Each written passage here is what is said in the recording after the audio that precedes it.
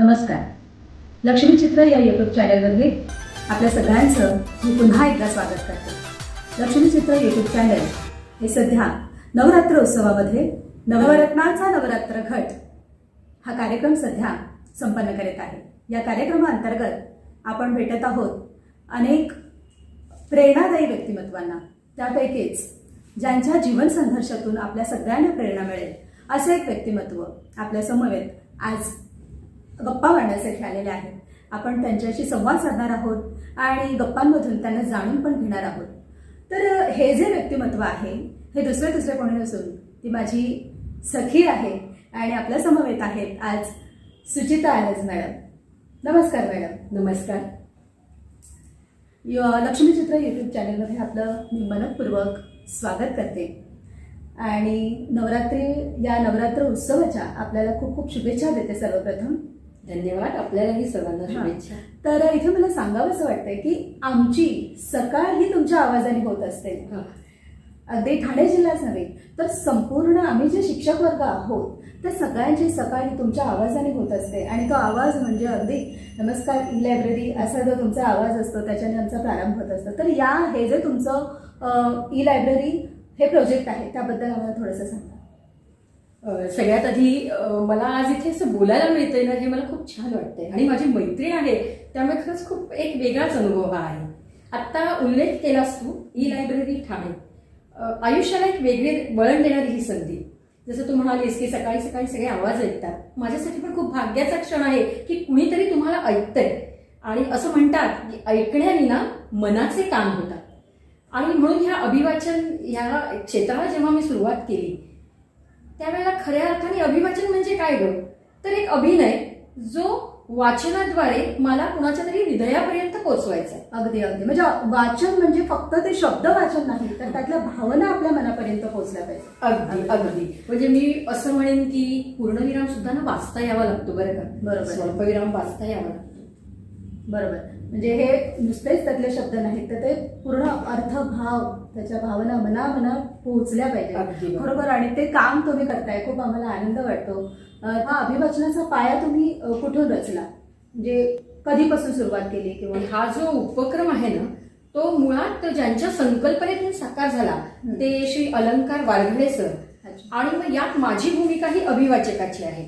असं असतं ना कधी कधी आपल्याकडे कला असते पण त्याला संधी मिळावी लागते. तर मला असं वाटतं की हे एक मला व्यासपीठ मिळालं व्यक्त होण्याचं आणि अभिवाचन ही कला मला माझ्या समृद्ध करत गेली मला स्वतःला माझ्या बालपणापासून. आपण असतो ऐकतो बरेच जणांना आणि मग ते आपल्यात ओघवतं येत जातं आणि या दृष्टीने मला हे छान एक संधी मिळाली रोज एक गोष्ट वाचण्याची. आणि या उपक्रमाला अशा रीतीने मी सुरुवात केली की एक गोष्ट वाचणे आणि ती पाठवणे. अच्छा. पण हे अभिवाचन जेव्हा आपण करतो तेव्हा जाणवतं की त्याच्यामध्ये अजिबात कुठलाही आवाज नाही आजूबाजूचा. अगदी चिमणीचा सुद्धा आवाज नाही. मग तुम्ही कधी करता हे सगळं कधी काढता? अगदी छान प्रश्न विचारलास विद्या तू. कारण बऱ्याच जणांना ह्याचं कुतूहल असते की मग कधी करतात ना ऑडिओ की ह्यांच्याकडे काही टेक्निकल बाबी आहेत का. तर मुळात मला इथे सांगायला आनंद वाटेल तुला की ही आपली ना एक सेवा आहे. निस्वार्थ सेवा आहे विद्यार्थ्यांसाठी. कुठल्याही प्रकारचं याच्यामध्ये पैशाचं आदान प्रदान नाही आणि मग त्यामुळे मला माझ्याकडे जे आहे त्याचाच वापर करायचा आहे. सो एक मोबाईल आहे माझ्याकडे ज्या मोबाईलवरती फक्त मी हे रेकॉर्डिंग करते. फक्त काळजी काय घेते की आवाज यायला नको. मग आवड आहे तर थोडीशी मेहनत घ्यावी लागते. पहाटे 4:45 माझं साधारण हे रेकॉर्डिंग होतं. अच्छा. म्हणजे 5:45 ते 6 आपण म्हणतो एक छान शांत वेळ असते शांत सकाळ असते आणि ती वेळ एकदा गेली ना की मग नंतर रेकॉर्डिंग मध्ये डिस्टर्बन्स येतात वेगवेगळे आवाज वगैरे येतात आणि त्यामुळे मग मला एरोप्लेन मोडवर आपण टाकून याच्यावरती या गोष्टी रेकॉर्ड कराव्या लागतात. ओके. म्हणजे मगाशी मी म्हटलं की आमची सकाळ तुमच्या आवाजाने होते पण तुमची सकाळ अगदी 4:45 पासून वगैरे होते. आणि म्हणजे मला असं विचारायचं की हे किती वर्षापासून चालू आहे? किती वर्षापासून तुम्ही ई लायब्ररीसाठी म्हणजे आपलं कार्य चालू आहे? मला आता असं म्हणजे जाणवते की बहुतेक 4 वर्ष तर पूर्ण होत आली. अच्छा. 4 वर्ष याची आता पूर्ण होत आली आणि मला इथे इतकं अंगवळणी पडलंय ना की पहाटे 4:45 एनी टाइम कोणीही मला भेटायला आलं तरी सुचिता आरस गोष्टीचं रेकॉर्डिंग करत असणार. ते इतकं अंगवळणी पडून गेलं. तुम्हाला अलार्मची गरज नाही. तुम्ही स्वतःच एक अलार्म होऊन गेलेला आहे ही लायब्ररीच्या माध्यमातून. अगदी छान. मग या वाचनाचा काही अनुभव आमच्यापर्यंत? अगदी नक्की मला सांगायला आवडेल. गोष्ट ऐकताना प्रत्येकाला असं वाटतं की एका फटक्यात किंवा एका दमात ही गोष्ट झाली असेल, पण असं नसतं. एक गोष्ट जेव्हा मी वाचते ना त्यावेळेला आधी ती मला कळावी लागते. जोपर्यंत त्याचा अर्थ माझ्या हृदयाही भिडत नाही तोपर्यंत ती समोर असलेल्या माझ्या बालगोपाळांना कशी भिडणार. बरोबर. आणि त्यामुळे आधी ती गोष्ट मला वाचून घ्यावी लागते. बरं, वाचतोय आपण एखाद्या लेखकांचं वाचतोय, त्यामुळे अभिवाचकाला कुठेही अधिकार नाही की त्यांनी त्यामध्ये आपलं एक अक्षरही घालण्याचं. लेखकांनी जे दिलंय ते मला फक्त पोचवायचंय, मी एक माध्यम आहे. त्यामुळे ही काळजी मला खूप घ्यावी लागते की जे लेखकांनी दिलंय त्याच्या ज्या भावना आहेत त्या भावना त्या विद्यार्थ्यांपर्यंत पोहोचवणे. आणि जोपर्यंत आपण पूर्ण गोष्ट वाचत नाही ना तोपर्यंत पुढच्या ओळीवरती कोणती भावना आहे हे कळणार नाही. म्हणजे कसं एक तुला मजेशीर उदाहरण देते बघ, ती पटकन पटेल. आपण असं म्हणतो ना सहज, ती बाजारात गेली आणि तिने फळं आणली, हे वाक्य आहे. आता ह्याच्या पुढच्या वाक्यात काय हे मला जोपर्यंत माहित नाही तोपर्यंत मी असं म्हणणार ती बाजारात गेली आणि तिने फळं आणली. पण पुढचं वाक्य जर असं आहे की बाजारात गेली, तिने फळं आणली, सगळी फळं खराब निघाली, तेव्हा माझी ही जी पहिली दोन वाक्य आहेत, ती बाजारात गेली, तिने फळं आणली, सगळी फळं खराब निघाली, हा टोन बदलतो. म्हणजे जोपर्यंत तुम्ही पुढच्या वाक्यांची भावना समजून घेत नाही तोपर्यंत तुम्हाला आत्ताचं वाक्य कसं बोलायचंय हे कळत. म्हणजे हे जे अभिवाचन आहे तर या अभिवाचनामधून तुम्ही सुद्धा वाचन समृद्ध झालेलं म्हणजे कुठे गेलं तुमचं लहानपण? आम्हाला खूप उत्सुकता आहे की कसं असेल तुमचं लहानपण. मी मूळ कल्याणचीच आहे. माझं बालपण कल्याणमध्येच गेलेलं आहे आणि माझं बालपण प्रचंड हलाखीत गेलंय, प्रचंड गरिबीत. म्हणजे आपण कधी कधी म्हणतो ना की गरिबी पण जवळून बघावी लागते, तर ते मी इतक्या जवळून बघितली ना गरिबी. पण आई वडिलांचे संस्कार छान होते माझ्यावरती. म्हणजे आपण असं म्हणूयात की काही कारणाने माझ्या वडिलांची नोकरी केली आणि त्यानंतर जे काही घर फिरलं की घराचे वासे फिरतात असं झालं. आणि मग प्रचंड 28 दारिद्र्य. म्हणजे मला आठवतंय की मला खूप लिहायचं होतं. इनफॅक्ट माझं अभ्यासात मी खूप छान होते, परंतु लिहिण्यासाठी वहीच नसायची. मग त्यावेळेला ती एक वही खोडून खोडून मी अनेक वेळा वापरली. शेवटी एकदा आई असं म्हणाली की आता नको गो खोडूस, आता ते पान फाटायला आले. म्हणजे आपल्याकडे ही विदारक स्थिती आहे की खरोखर ज्याच्याकडे खूप आहे त्याच्याकडे कुठले तरी काही नाही. पण मला असं वाटतं हे जे नाही आहे ना हेच तुम्हाला पुढे मोठं करत जाते. म्हणजे जे नाही ते मिळवण्यासाठी जी धडपड आतून उर्मी असते ना ती आपल्याला ती धडपड मिळते. आणि माझं शिक्षण वगैरे पण सगळं कल्याणमधलंच आहे. अच्छा. माझ्या घरी ना अभ्यासाचाही एक छान पगडा, संस्कारांचा छान पगडा. पण थोडंसं मी असं सांगेन की एका छान वाडा संस्कृतीमध्ये मी वाढले. वाडा संस्कृती ही वरून खूप छान वाटते, रॉयल लाईफ वाटतं. कल्याणमधलं जे ऐतिहासिक आपण म्हणतो त्या वाडा संस्कृतीत तुम्ही वाढला. रामबागेत आमचा वाडा आहे आणि बाहेरून सगळ्यांना अगदी छान वाटतं, एवढा मोठा वाडा आहे. पण कधी कधी वास्तव खूप भिन्न असतं आणि ते आतलं विदारकता बाहेर दाखवायची नाहीये, पण ते झाकायचंय. पदर फाटलाय पण तो दाखवायचा नाहीये. हे सगळं मी माझ्या आईकडून शिकले. म्हणजे माझी आई म्हणजे काय सांगू, लंकेची पार्वती, पण लक्ष्मीचं तेच तिच्या तोंडावर. आणि तिच्याकडून खूप अनुभव शिकले. गरिबीतही छान स्वाभिमानाने कसं जगायचं असं शिकले. आणि बालपण म्हणशील ना तर जे अनुभवतो ना ते खूप अनुभवायला नाही मिळालं. परिस्थितीने जबाबदारी प्रचंड टाकली. अच्छा. म्हणजे गरिबीतून वर आल्यानंतर खऱ्या प्रकारे जगणं काय असतं हे तुम्हाला समजलं बालपणातून. मग तुमचं शिक्षण कुठे झालं? माझं शिक्षण कल्याणच्या आदर्श विनोदी मंडळाची माध्यमिक शाळा, म्हणजे एकेकाळी कल्याणची नावाजलेली शाळा. आणि म्हणजे जिचा पाया माझ्या आजीने रचला होता, शांताबाई चासकर. पूर्वीच्या काळी ना म्हणजे दिवाळीला 2 लुगडी घेतली जायची, अशी वर्षभर साड्या घेतल्या जायच्या नाही. आणि 1 रुपयाला वगैरे असं छान ते छाप्याचं लुगडं मिळायचं. तर माझ्या आजीने आजोबांना सांगितलं होतं की मला एकच घ्या, पण ते 1 रुपया मला शाळेसाठी वर्गणी द्यायची. आणि अशा त्या भगिनी मंडळांनी चालवली ती शाळा होती. आणि त्या शाळेत मी शिकले, लहानाची मोठी झाली. ती शाळा मुळातच खाजगीकरणात होती, त्यामुळे आणि घरची परिस्थिती हलाखीची. त्यामुळे मी ना माझा रिझल्ट ज्याला आपण म्हणतो ना तो कधी ज्या दिवशी लागतो त्या दिवशी नाही बघितला. म्हणजे आजही मला ती खंत आहे. असं का? पण म्हणजे कसं असतं ना, फी दिल्याशिवाय तुमचा रिझल्ट तुम्हाला मिळत नाही. त्यामुळे बाई नेहमी घरी येऊन सांगायच्या की दुसरी आली, मराठी विषयात पैकीच्या पैकी गुण आहे, असं घरी येऊन सांगायच्या. पण आपण जो आपला रिझल्ट बघतो आणि तो जो आनंद असतो तो मी आतापर्यंत जून महिन्यातच घेतलाय. मे मध्ये काहीतरी छोटी मोठी कामं करायची, पैसे जमवायचे आणि मग तो रिझल्ट घ्यायचा. त्यामुळे आजही निकाल म्हटला ना की मला खूप कुतूहल असतं. म्हणजे आपण ह्या परिस्थितीतून गेलोय त्यामुळे आपल्याला ही जाणीव आहे की शिक्षणाचं महत्व आपल्याला त्यामुळेच समजलेलं आहे. आता तुमच्या शिक्षकाच्या काही आठवणी सांगा ना. तुम्ही स्वतः शिक्षक आहात, तुमच्या बालपणातल्या शिक्षकाच्या काही आठवणी? मला आपण म्हणतो ना खरं बालपणी आपण घडतो. मला ना प्राथमिक शिक्षक याबद्दल खूप म्हणजे अंतःकरणातून अशी जवळीक आहे आणि माझं ठाम मत आहे की जर एखाद्या व्यक्तीला कोणी घडवतो ना तर तो प्राथमिक शिक्षक, कारण त्याच्याशी आपण इतके आईसारखी जवळीक साधतो. त्यामुळे मलाही माझ्या शाळेतल्या सानेबाई अच्छा, इतक्या म्हणजे ज्या इतिहास शिकवायला उभ्या राहिल्या ना तर त्यांच्यात तो शिवरायांचा जोश संचारलेला मी बघितलाय आणि मला नेहमी वाटायचं की मी कोण व्हावं, मी सानेबाई व्हावं. अच्छा. म्हणजे तुम्ही शिक्षक होण्याचा पाया तिथे रचला गेला. कदाचित असावा, कारण मला शिक्षक पण इतके छान मिळाले. म्हणजे माझे प्राथमिकचे फडणीसबाई, मोकाशीबाई, सानेबाई हे नकळत माझ्यावरती ते संस्कार पेरत गेले. आणि आपण असं म्हणतो की भांड रिकामं असलं तर ते भरभरून भरलं जातं. मुळात माझ्याकडे काही नसताना ते सगळं मला ओतप्रोत इतकं मिळालं छान की ते मी सगळं भरत गेले आणि कदाचित त्याच्यातूनच ही पुढची वाट मी चालत गेली. पुढे नंतर ज्यावेळेला मी माध्यमिक मध्ये गेले तेव्हाही मला खूप छान सगळे शिक्षक मिळाले ज्यांनी माझ्यावरती केवळ शिक्षण म्हणून नाही तर एक संस्कार शिक्षणाचा जो असतो तो रुजवला. म्हणजे सगळ्यांना माहित होतं की माझ्या घरची परिस्थिती कशी आहे, तरी सुद्धा जिथे मिळेल तिथे मला संधी त्यांनी दिली. प्रेम आणि संस्कार ह्या दोन्ही गोष्टी शाळेने तुम्हाला दिल्या, भरभरून मला मिळाल्या. अगदी शिक्षकाचं प्रेम मिळणं ही खरंच खूप भाग्याची गोष्ट असते, प्रत्येकाच्या वाट्याला नाही येत ते. अगदी. तर ते तुम्हाला मिळालंय. आणि तुम्ही म्हणालात की तुमच्या आईने तुम्हाला खूप म्हणजे हे दिलेलं आहे, सोबत दिलेली आहे, त्यांचे संस्कार दिलेले आहेत. आईविषयी काय सांगाल? माझी आईच माझं विश्व आहे. कारण मी कधी आपण शाळेत असताना हल्ली बघतो क्लास वगैरे मुलं लावतात. मला आठवतंय मी 10वी पर्यंत कधीच क्लास वगैरे लावला नाही. माझी आईच माझा अभ्यास घ्यायची आणि इतकं तिचं शिकवणं इतकं छान होतं ना की एखादी गोष्ट समजेपर्यंत जाणे. आणि मला त्याची एक गोष्ट खूप छान आठवते की आपण धड्याला प्रस्तावना असते वरती. माझी आई नेहमी म्हणायची प्रस्तावना नुसती वाचायची नाही, त्यात जी पुस्तकं दिली ती डोळ्याने बघितलीस का तू? कऱ्हेचं पाणी हे पुस्तक त्या काळी आमच्याकडे नव्हतं, आमची एवढी परिस्थिती. माझी आई सार्वजनिक वाचनालय कल्याण इथे मला घेऊन गेली तेव्हा त्याची 1 रुपया वर्गणी असायची. माझ्या आईने विनंती केली की माझ्या मुलीला कऱ्हेचे पाणी पुस्तक कसं आहे वरून हे बघायचंय.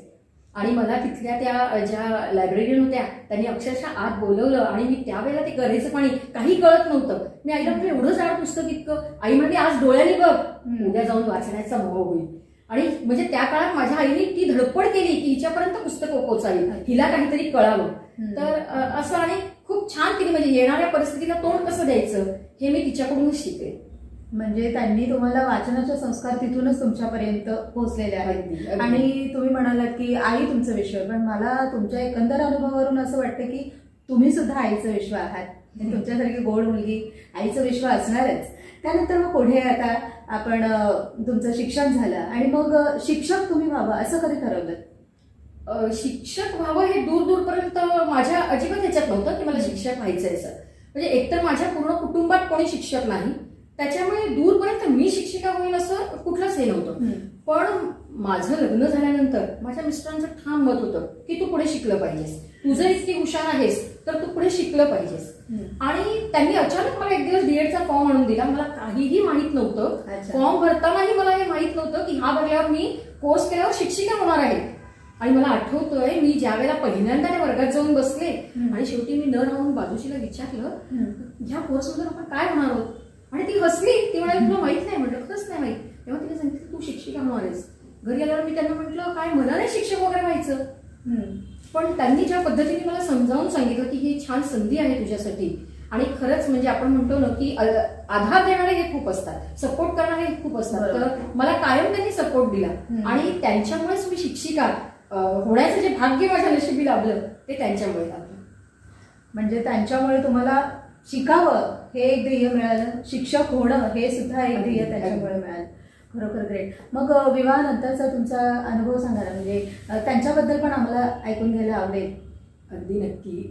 मी स्वतःला कधी कधी खूप भाग्यवान मानते. कारण का माहिती, आपल्या आजूबाजूची माणसं आपल्याला चांगली भेटणं ना हे प्रारब्ध असतं.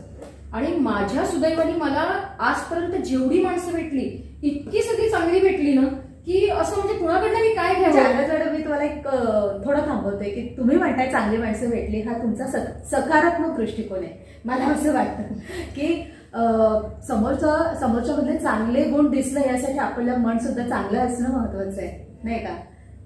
तर हा, तर तुम्ही सांगत होतात पतींबद्दल. बरोबर आहे, तुझं म्हणणं अगदी बरोबर आहे. पण कधी कधी आपण हल्ली बघतो की सासर माहेर बरेच गोष्टी ऐकतो. अनेक बघतो आपल्या माता भगिनी की ज्या दोन्हीमध्ये गल्लत करतात आणि कुठेतरी जीवनाचा प्रवास हरवल्यासारखा होतो.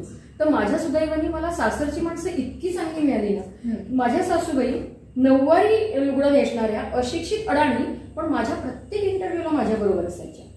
आणि मी ज्या वेळेला राजे शिवाजी दादर इथे इंटरव्ह्यू देण्यासाठी गेले होते, त्या झाडाखाली बसून राहिल्या होत्या. सकाळी 10 पासून इंटरव्ह्यू सुरू झाले होते. 314वा माझा नंबर होता आणि संध्याकाळी 7 वाजता तो आला. तेव्हा एक इंटरव्ह्यूचं पॅनल जे होतं त्यातले एक जण बाहेर आले आणि त्यामुळे बाहेर झाडाखाली कोण बसलंय? म्हटलं माझी सासूबाई येते. त्यामुळे तुमच्या सासूबाई तुमच्या बरोबर आहे? म्हटलं हो, आणि प्रत्येक इंटरव्ह्यूला त्या येतात. तर मग आता तुम्ही सांगायचं का तुम्ही सिलेक्ट झालात ते? तर मी सांगायच्या की त्या म्हणाल्या, अहो आई इकडे या तुम्ही. माझ्या सासूबाई उठून आल्या, म्हणजे तुमचे सुनबाई सिलेक्ट झाले. हो, ती हुशारच आहे, त्यात काही नवल नाही, ती हुशारच आहे. ते शब्द त्या माझ्या तोंडाकडे बघत आहे. म्हणजे हे प्रेम, हे जिव्हाळा ऍक्च्युली त्यांनी त्यांच्या सासूकडनं खूप त्रास काढला होता, पण मी काढलाय तो तुला नको, ही जी त्यांची भावना होती. आणि असे सगळे माझ्या घरी माझे दीर, माझ्या 2 जावा सगळे मला सपोर्टिव्ह होते, ज्यांनी मला हा शिक्षक म्हणून प्रवास पुढे करताना खूप सपोर्ट केला. अगदी छान. म्हणजे त्यांचं सुद्धा तुम्हाला सहकार्य मिळालं. मग त्यानंतर एकंदर आता तुमची आणि माझी भेट मला आठवते 2003 साली तुम्ही ज्या वेळेला भिवंडीमध्ये आलात त्यावेळेला आपली भेट झाली. तर त्याच्यापूर्वी आधीचा प्रवास काय आहे जरा सांगा. आयुष्य हे सुखदुःखाने विणलेलं एक सुंदर वस्त्र आहे. म्हणजे कधी कधी आपल्याला असं वाटतं की आता दुःख थांबली, आता छान सुखाचा प्रवास सुरू झाला. मला असं वाटतं की बालपण एवढं हलाखीत गेलं, आता एक छान मस्त सुखाचा प्रवास सुरू झाला. एक छान आपल्या आवडता सोबती ज्याची निवड आपण केलेली आहे. आणि म्हणजे तुमचं कधी भेटले तुम्हाला भाऊ? म्हणजे तसं आमचा जीवन प्रवास हा दोघांनी एकमेकांना साथ देऊन आम्ही सुरू केला. आणि आई वडिलांच्या मर्जीनेच केलं. परंतु माझ्यात एक भिडस्तपणा होता की जे मला पटतंय ते मी करणार, मला कोणी सांगेल म्हणून मी करीन असं नाही. मला जे पटतंय, आणि तो गुण माझ्या आईने पेरला होता की जे नाही ते नाही आणि जे होय ते हो म्हणायला शिकलं पाहिजे. आणि त्यामुळे मी ते ठरवूनच की माझ्या योग्य आहे आणि मला आवडलेली व्यक्ती आहे त्यामुळे. आणि इतका छान आपण म्हणतो अगदी छान सुंदर प्रवास, एक मुलगा एक मुलगी मनासारखा सोबती. पण सगळंच काही विधात्याला मान्य नसतं. कदाचित तो आपल्या क्षमतेची पण वाट बघत असतो की किती क्षमता तुमच्यात आहे. आणि अचानक एक दिवस मी एकाकी उरले. प्रचंड प्रचंड हलून गेले, मी आतून बाहेरून हलून गेले. आणि असं वाटलं की आता सगळं संपलं, आता यापुढे मी काहीच करू शकत नाही. म्हणजे मी अक्षरशः पंख छाटलेल्या एखाद्या पक्षीसारखी झाले आणि सैर झाले की आता मी पुढे काय करू. जगाचे अनुभव ऐकतो तर आज बाहेर गेलो तर असं सगळं आहे, मी नोकरी करू शकेन का, मी यापुढे काय करीन, मी मुलांना कसं लहानाचं मोठं करीन, माझ्या पाठीमागे फार काही इस्टेट प्रॉपर्टी नाही, काही बँक बॅलन्स नाही, आणि मी काय करेन. बरोबर, तो क्षण खूप प्रचंड वेदनादायी असतो. प्रचंड वेदना, आपण स्वतःला हरवून जातो. पण कधी कधी ना अशा ह्याच्यात आपल्याला आपल्यापेक्षा लहान खूप छान साथ देतात. या प्रवासामध्ये माझ्या मुलांनी ज्या जिद्दीने मला साथ दिली, माझी मुलगी तेव्हा 10वीला होती आणि मुलगा 6वीला होता, ज्या जिद्दीने त्यांनी माझ्या 2 बाजूने उभे राहिले आणि माझ्या सासूबाई माझ्या मागे उभ्या राहिल्या. हे 3 टेकू मला इतके भक्कम मिळाले की त्यामुळे मी पुन्हा उभी राहिले.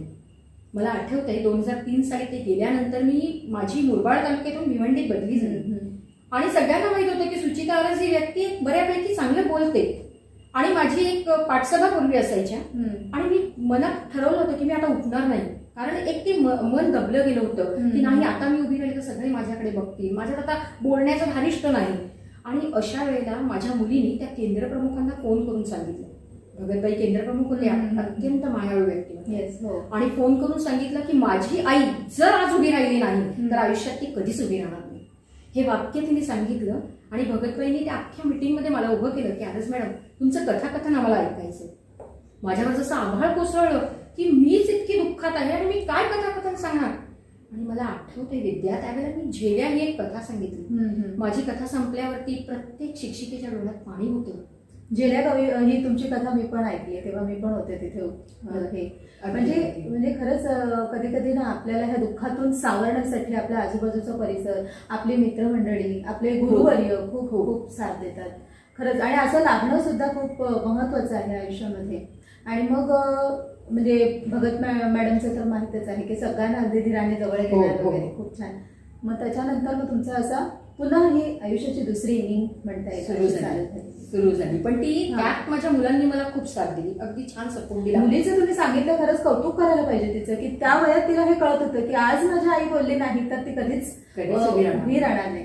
ग्रेट मुलगी. आता सध्या काय करते ते? आता तिचं लग्न झाले, ती उच्च विद्या विभूषित आहे, आज साऊथ आफ्रिकेसारख्या ठिकाणी आहे. आणि तो काळ या मुलांमुळे माझा गेला. माझी मुलगी पण अगदी लहानपणापासून तिला ही पुस्तकांची आवड, पुलंवर विलक्षण प्रेम.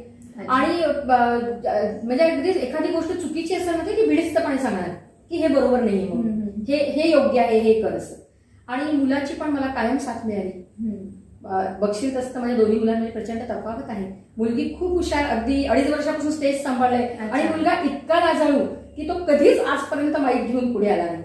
पण त्याच्यामध्ये प्रॅक्टिकल विचार करण्याची क्षमता खूप आहे. आणि म्हणून मी म्हणते की हा बॅलन्स असतो ना, हाच आपल्याला उभं करतो.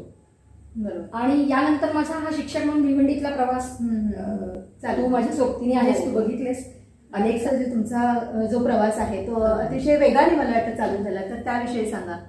2003 नंतर ना मी एक स्वतः ठरवलं मनाशी की आतापर्यंत मी जे जगले ना, विद्यार्थी हे माझं दैवत आधीपासून होतं, किंवा नवीन नवीन उपक्रम करणं हे मला खूप म्हणजे असं स्वस्तताच मिळायची नाही काहीतरी रोज केल्याशिवाय मला.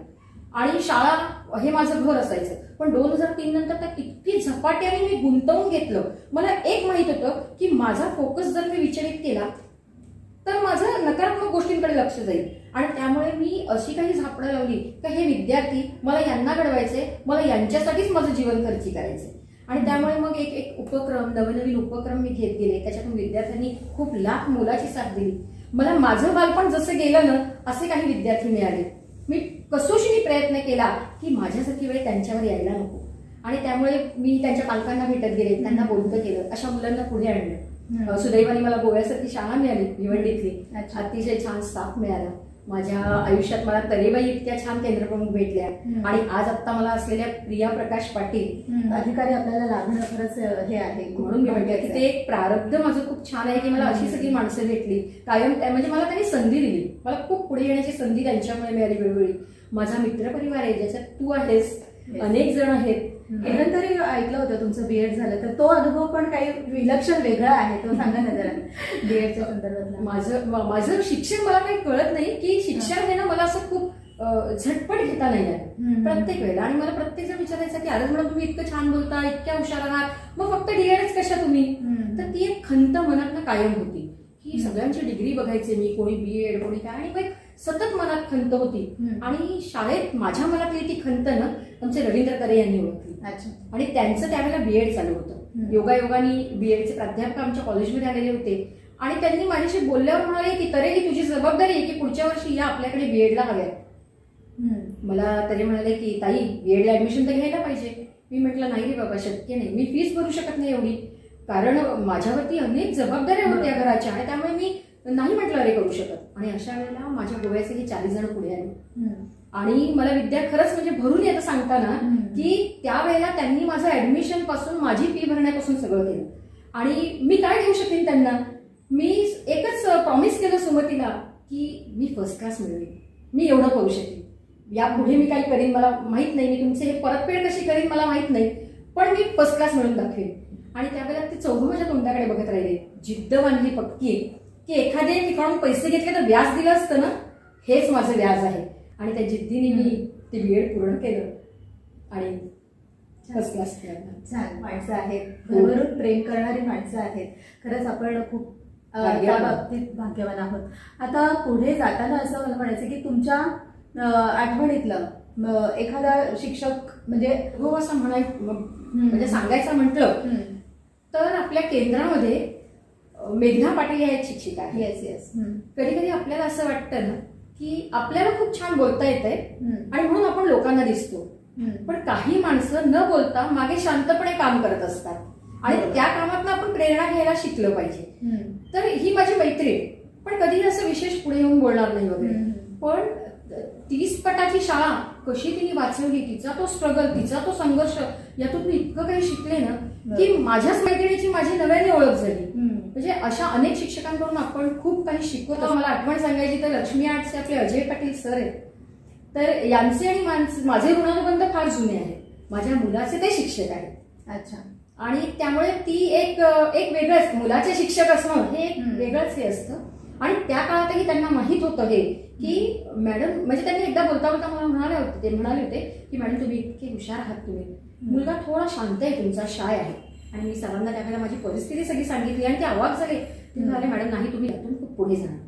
म्हणजे एक असे सतत आपल्याला येऊन मला सांगितलं की आनंद मॅडम तुम्ही बोलता ना तर ऐकतच राहावं असं वाटतं. अगदी बरोबर आहे. म्हणजे मला आता आमचंही तेच झालंय की ऐकतच राहावं असं वाटतं. आम्ही कोणकोणत्या ह्याच्यामध्ये म्हणजे महत्वाची कामगिरी बजावलेली आहे, कोणकोणत्या सरकारी योजना मला माहित आहे की तुम्ही म्हणालात की अनेक योजनांमध्ये मी काम केले, तर त्या योजनांविषयी थोडंसं सांगा. शिक्षण क्षेत्रात जे जे नवीन संपूर्ण स्वच्छता अभियानमध्ये मी लीडवर काम केलं. त्याच्यानंतर तंटामुक्त गावामध्ये मी लीडवर काम केलं. बरोबर. हो. ऍक्टिव्हिटी बेस्ड लर्निंग मध्ये मी स्वतः गिरिरीने भाग घेतला, त्यात मी काम केलं.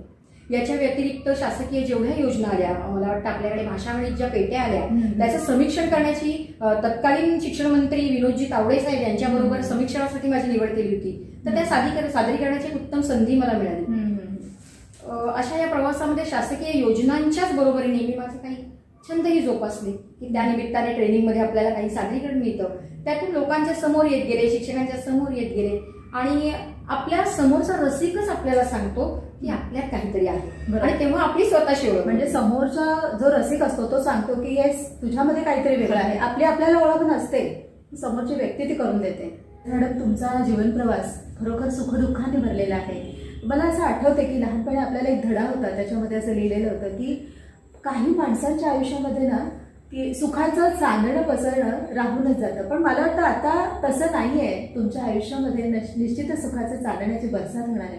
आणि मला असं वाटतं की तुम्ही अनेक कविता सुद्धा करताय, अनेक ठिकाणी तुम्ही सहभाग घेतलेला आहे, तर तेव्हा तुम्हाला काही पुरस्कार वगैरे मिळालेत का? विद्या, मी एक सांगेन की मी काम करताना पुरस्कारासाठी काम नाही केलं. मी अनेक स्पर्धांमधनं भाग घेतला. जिम्माड काव्यसंग्रहामध्ये मी जेव्हा सहभाग घेतला त्यावेळेला मला वाटतं कवी अरुण म्हात्रे होते आणि त्यांच्या हस्ते मला प्रथम पुरस्कार मिळाला माझ्या कवितेला. सुरुवात माझी बिर्ला कॉलेज पासून झाली. जसं मी म्हटलं की पुरस्कार याच कवितेला आणि त्याची शेवटची ओळख जी होती, झोपडीतल्या भाकरीला पुरस्कार, तिला मिळाला. त्यानंतर अनेक ठिकाणी मी कथाकथनाचे कार्यक्रम केले, मनशक्ती केंद्रात केले, निवासी शिबिरांमध्ये केले विद्यार्थ्यांसाठी, पितांबरी प्रकाशनच्या स्पर्धांमध्ये भाग घेतले, मराठी साहित्य संघाच्या स्पर्धेत भाग घेतला. जिथे संधी मिळेल तिथे त्या स्पर्धेत मी सहभागी झाले. अनेक ठिकाणी पुरस्कार मिळाले, अनेक ठिकाणी हातून निसटले, परंतु निसटले त्यातून पुढे गेले आणि सतत एक नवीन काहीतरी करण्याची मनामध्ये पूर्वी जागृत ठेवली. अच्छा, म्हणजे कवी मन आहे ते तुमचं जागृत ठेवलं आणि त्यामुळेच आता तुम्ही इतका म्हणजे आम्हाला फ्रेश दिसताय खरं तर. बरं, या ठिकाणी आपण आरस मॅडम यांचा जीवन संघर्ष पाहिलेला आहे, अगदी जवळून त्यांना जाणून घेता आलेला आहे. आम्हाला मैत्रीण म्हणून मी ओळखत होतेच, परंतु जीवनातील खास कळगे आज कळले आणि कळलं की यातून सुद्धा सावरता येतं आणि आनंदी राहता येतं, हे त्यांच्याकडे बघून आज आम्हाला समजलेलं आहे. तर या ठिकाणी लक्ष्मी चित्र या यूट्यूब चॅनलमार्फत मी आरस मॅडम आपले खूप खूप आभार मानते आणि आपल्या पुढील आयुष्यासाठी मी खूप तुम्हाला शुभचिंतन करते आणि सुखाचं चांदण्याची बरसात तुमच्या आयुष्यामध्ये होऊ असं शुभचिंतन करते. आणि खरं तर तुम्हाला मी विनंती करते की तुमच्या कवितेने आजचा हा जो कार्यक्रम आहे त्याचा शेवट व्हावा.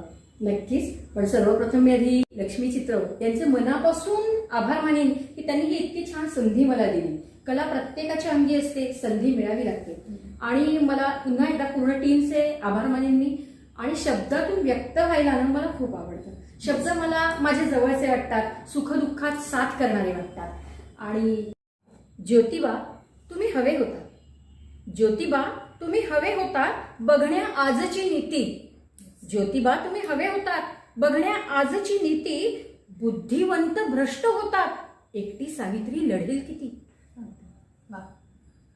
तुमचा संघर्ष समानता, तुमचा संघर्ष समानता, सदाचारावर अखंड प्रीती, इथे विचारातच विषमता एकटी सावित्री लढेल किती. पोकळ बळाचं आश्वासन, पोकळ बळाचं आश्वासन पंखच टाकलेत छाटून. पोकळ बळाचं आश्वासन पंखच टाकलेत छाटून. यशाचीही वाटते भीती. एकटी सावित्री लढेल किती. व्यासपीठावर गोष्टी मोठ्या. व्यासपीठावर गोष्टी मोठ्या सक्षमीकरणाच्या बाता खोट्या. व्यासपीठावर गोष्टी मोठ्या सक्षमीकरणाच्या बाता खोट्या. शब्द बोलके मुकी कृती. शब्द बोलके मुकी कृती. एकटी सावित्री लढेल किती. तुम्ही सोडवलात प्रश्न. ज्योतिबा तुम्ही सोडवलात प्रश्न, खुला केलात आड. तुम्ही सोडवलात प्रश्न, खुला केलात आड. आमची घागर आजही रीती. एकटी सावित्री लढेल किती. पण ज्योतिबा मी लेक सावित्रीची. पण ज्योतिबा मी लेक सावित्रीची. तुम्ही पेरलीत सूर्यबी. मागे पहा पीक ज्वाळांचं आलंय. त्यातली एक ज्वाळा मी. सिद्ध होईन, पेटून उठीन, संघर्ष करीन. घेतला वसा टाकणार नाही. संकटाला मी भिणार नाही. पण तरीही ज्योतिबा तुम्ही हवे होता. तुम्ही हवे होता. तुम्ही हवे होता.